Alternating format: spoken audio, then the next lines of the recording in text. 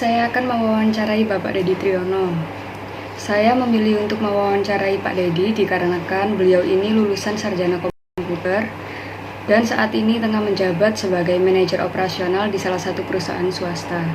Sehingga bisa dibilang beliau ini memiliki wawasan yang lebih luas daripada masyarakat awam lainnya. Baik Pak Deddy, menurut Pak Deddy, apakah lembaga negara menurut Anda?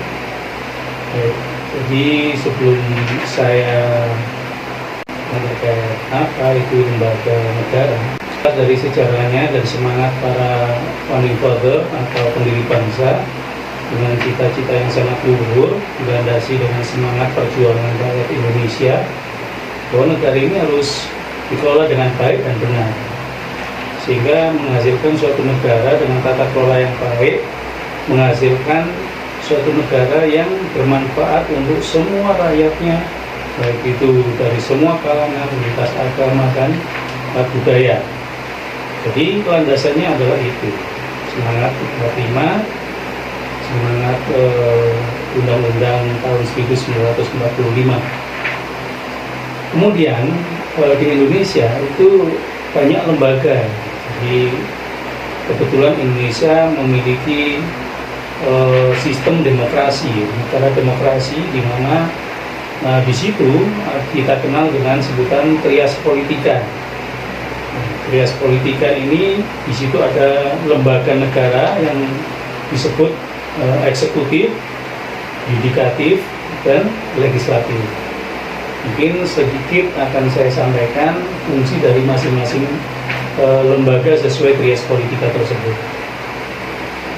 Yudikatif, yakni suatu lembaga yang fungsinya adalah mengontrol atau menerjemahkan undang-undang suatu negara itu sendiri, sehingga negara tetap berjalan sesuai dengan undang-undang yang telah ditetapkan. Kemudian ada legislatif. Legislatif ini yakni lembaga yang berfungsi untuk mencetuskan atau merumuskan suatu undang-undang untuk menjadi tata kelola negara yang baik, seperti itu. Kemudian ada lagi eksekutif. Eksekutif memiliki kewenangan untuk menjalankan fungsi untuk menjalankan undang-undang tersebut dengan baik dan benar.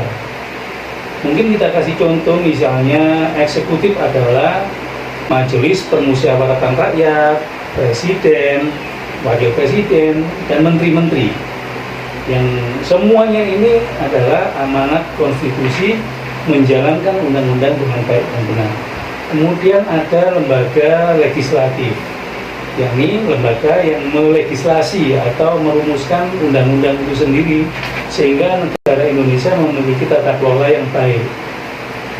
Kemudian ada lagi lembaga yudikatif, yakni lembaga yang sebelumnya lembaga legislatif ini seperti DPR, ya, Dewan Perwakilan Rakyat, DPD, DPRD, ya, dan lain sebagainya. Kemudian ada yudikatif, lembaga yang berfungsi untuk menerjemahkan undang-undang itu sendiri, sehingga serta fungsi kontrol, sehingga negara ini berjalan dengan sesuai undang-undang, amanat undang-undang 1945.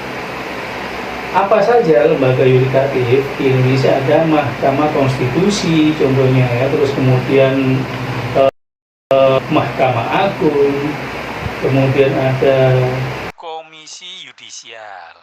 Nah, seperti itu. Jadi semua lembaga ini, baik legislatif, eksekutif, kemudian yudikatif, jika berperan sesuai fungsinya secara efektif, maka negara ini akan terwujud sebagai negara yang baik, tata kelola yang memiliki tata kelola yang baik, sesuai dengan amanat undang-undang yang dicetuskan oleh para pendiri bangsa dan cita-cita luhur para rakyat Indonesia.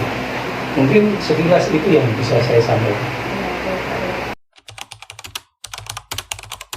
Apakah Anda termasuk bagian dari lembaga negara?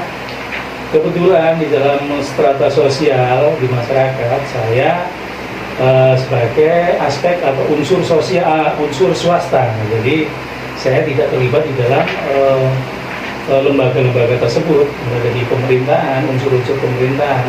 Tapi saya kebetulan berperan atau berkontribusi terhadap negara ini dari unsur swasta. Seorang pakar hukum yaitu Hans Kelsen memiliki pandangan dalam bukunya yang berjudul General Theory of Law and State, menguraikan bahwa siapa saja yang menjalankan suatu fungsi yang dimiliki oleh suatu tata hukum adalah suatu organ. Pertanyaan saya, menurut Anda, apakah semua orang bisa dikatakan sebagai lembaga negara? Dalam konteks ini, konteks fungsi peran personal dalam suatu negara, maka bisa setiap individu dalam suatu negara itu adalah lembaga atau agen-agen lembaga di suatu negara tersebut, di mana setiap individu memiliki peran yang sangat penting dalam memberikan kontribusi atau sumbangsi terhadap pemikiran-pemikiran terhadap tata kelola suatu negara sesuai konteksnya masing-masing. Jadi memang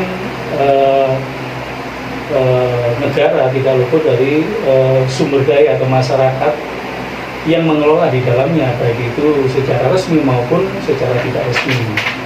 Jadi dalam konteks ini individu bisa dikatakan sebagai suatu lembaga atau bisa berkontribusi kepada suatu negara. Kalau dalam konteks ini saya setuju gitu. Baik, terima kasih atas wawancaranya. Semoga wawancara ini bisa memberikan manfaat dan bisa mengedukasi banyak orang. Baik, terima kasih.